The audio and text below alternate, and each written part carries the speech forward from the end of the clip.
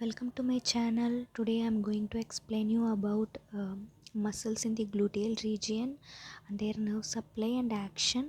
The first muscle that is present in the gluteal region is gluteus maximus, which is the largest muscle uh, that that's supplied by inferior gluteal nerve, and their action is extension at the hip joint.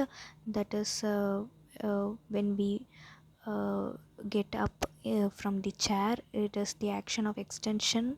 So it is done by gluteus maximus muscle, and the second is gluteus medius and gluteus minimus. These two muscles are supplied by superior gluteal nerve, and their action is abduction of hip joint and stabilize the hip joint and pelvis. So any damage to the superior gluteal nerve that supplies the gluteus medius and minimus muscle, that will lead to gait called lurching gait, also called as Trendelenburg gait. And the superior gluteal nerve is injured in one side, which is called lurching gait, or also called as Trendelenburg gait. But the superior gluteal nerve injured in the both these sides are called Vandeling gait. And the piriformis, it's also in the gluteal region, but it is origin from the pelvic region, so it is not included here. And the other muscles are gemellus superior and obturator internus.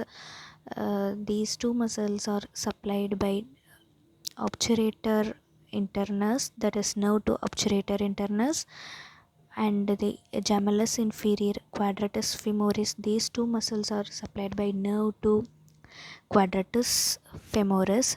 So these four muscles have the same action, that is lateral rotation at the hip joint.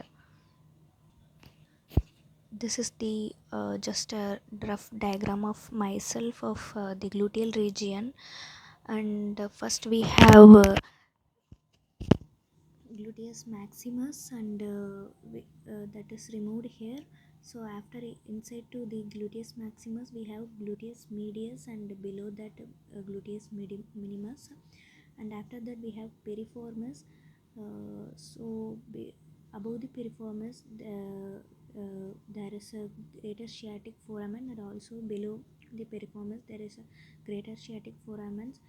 um, so it is important to know these structures that are passing from greater sciatic foramen, that is above piriformis and the below piriformis. And below the piriformis we have gemellus superior, and below that we have obturator internus muscle, and below that we have gemellus inferior, and below that quadratus femoris is present.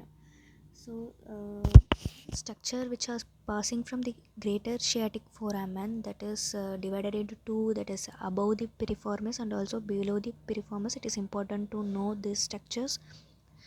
And the above the piriformis we have superior gluteal nerve and their artery and vein.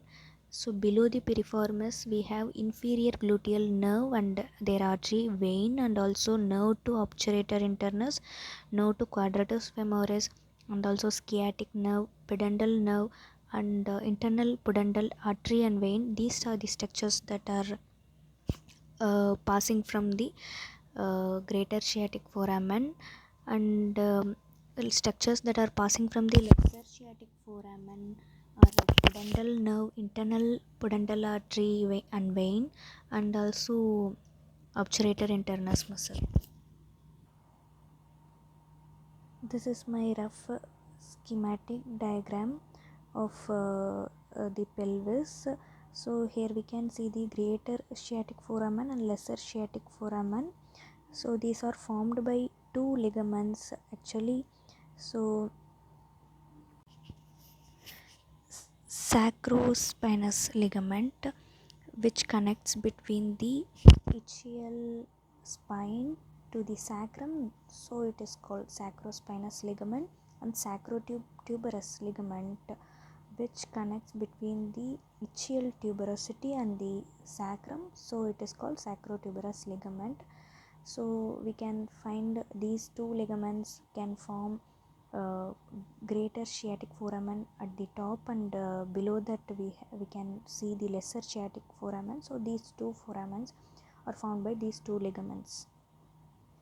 Thank you.